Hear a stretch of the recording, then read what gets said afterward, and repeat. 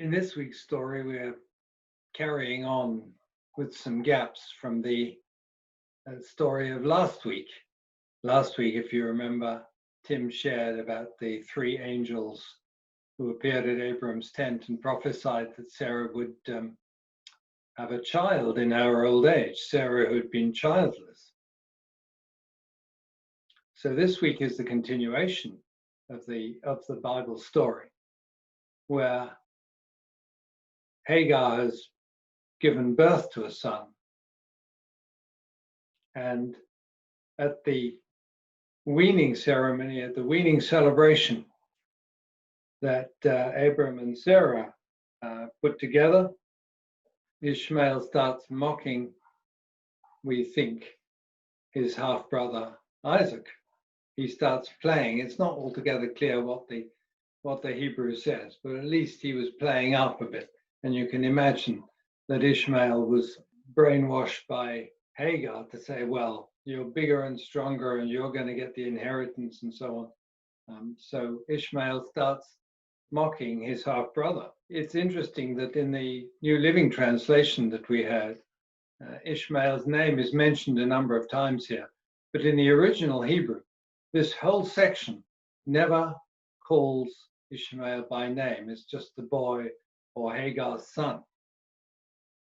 Maybe it was because Ishmael means God hears, and the writer doesn't want to remind his readers of the fact, in fact, God is hearing what Ishmael and Hagar are crying out for. Maybe he's hearing their voices for justice, but a Hebrew writer would rather try and relegate Ishmael and Hagar to the also-rans of history, to the second class.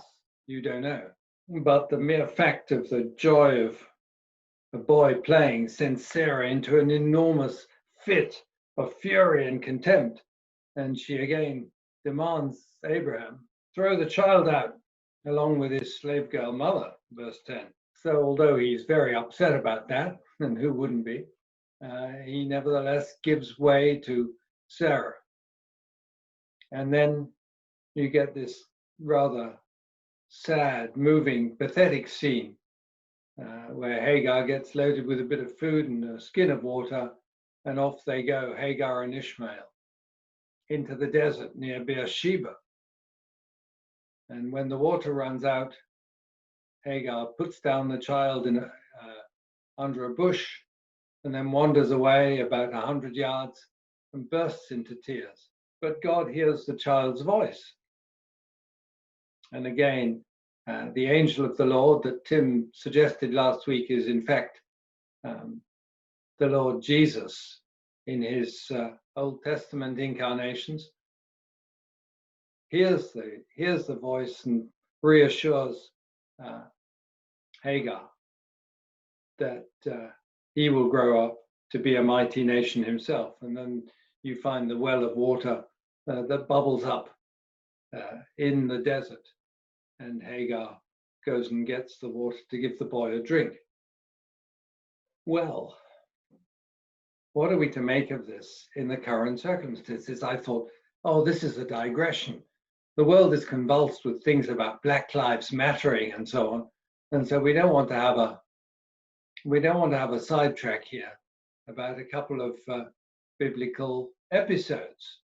But then I looked at it again. I said, oh my goodness, it couldn't be more appropriate in practice. Because here we are. We have the child of the promise, who's all written up in the story as being the chosen race. And the rejected child, Ishmael, who goes away and becomes a mighty hunter and marries off and so on. But at least the writer of the story maintains that God has told him, that God has told Ishmael, that you too will grow up to be a mighty nation. So in God's eyes, it looks like the two nations are almost equal in status, in power, in blessing. But nevertheless, the promise goes, the covenant goes to the child of Isaac's, the children of Isaac and Jacob. Of course, we know Muslims took up the story of Ishmael rather than Isaac and made him heir of the promise of Allah. It's Ishmael in the Quran whom Abraham nearly sacrifices on the sacred mountain, and Ishmael who sires a great nation. What can we say about this?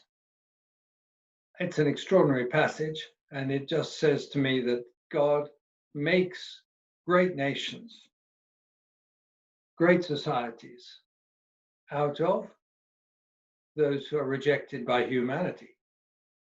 And I think for those who make bridges with Muslims, those who have good relations and real dialogue and fellowship with Muslims, they start looking at this passage and see in many ways an alternative reading, an alternative understanding to what we're traditionally seeing and reading.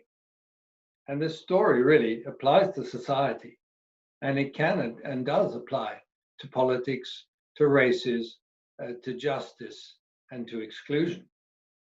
To me, it reflects a lot on the prejudices and the privileges that go with us, especially us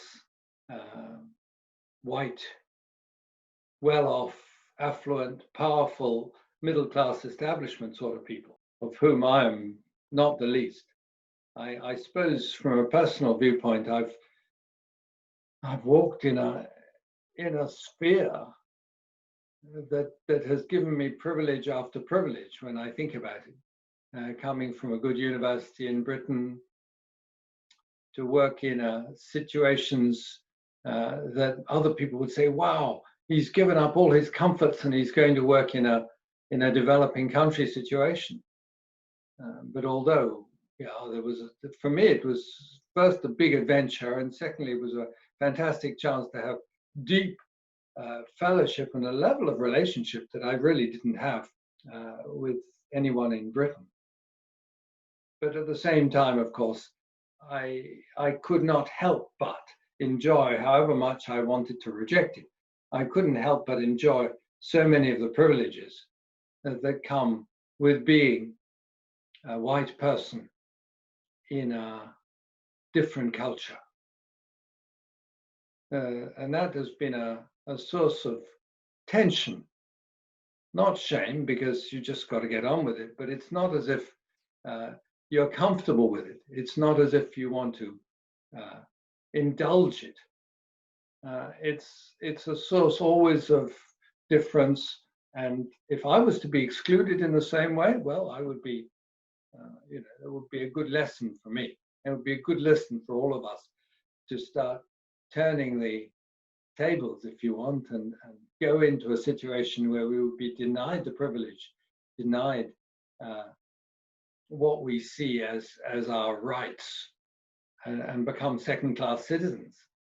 I don't know how much of the time it ever happens, but if we can see it happening to the immigrants in Australia, if we can see it happening to the asylum seekers, if we can see it happening to Aboriginal Torres Strait Islander people, then I think we might start working out what it means to be in their place. So I think our first job is to listen to the pain that comes from these other nations. We are in effect Isaac.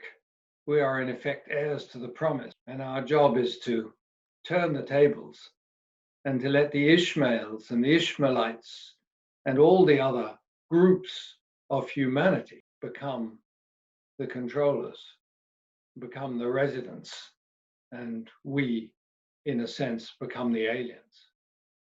And if we could put ourselves in that position, then we might start understanding, we might start changing, we might start being transformed in our relationships. Because it's true, yes, we need to say sorry, we need to apologize, to Aboriginals, to indigenous groups around the world. But saying sorry isn't going to be enough. There has to be a transformation.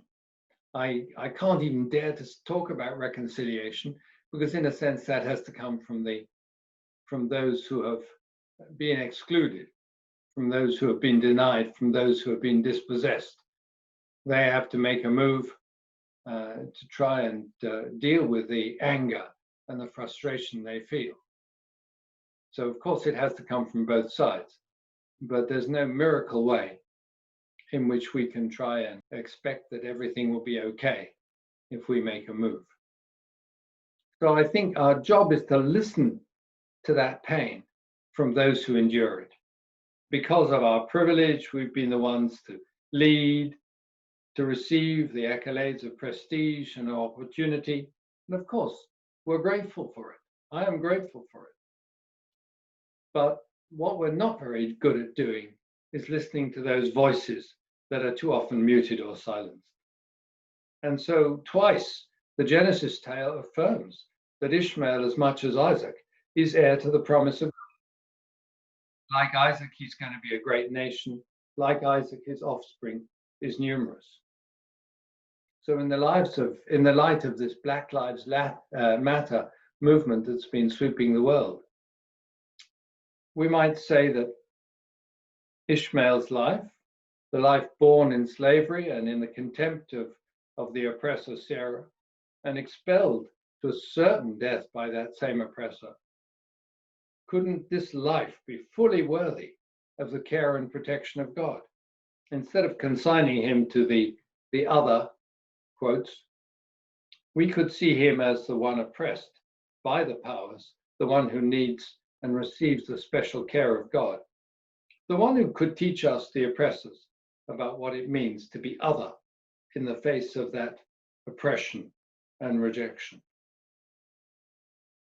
Oh God, help us, help me to listen to Ishmael, to hear and to respond to his cries as you did, and to seek the ways I can find to admit and to seek the lesson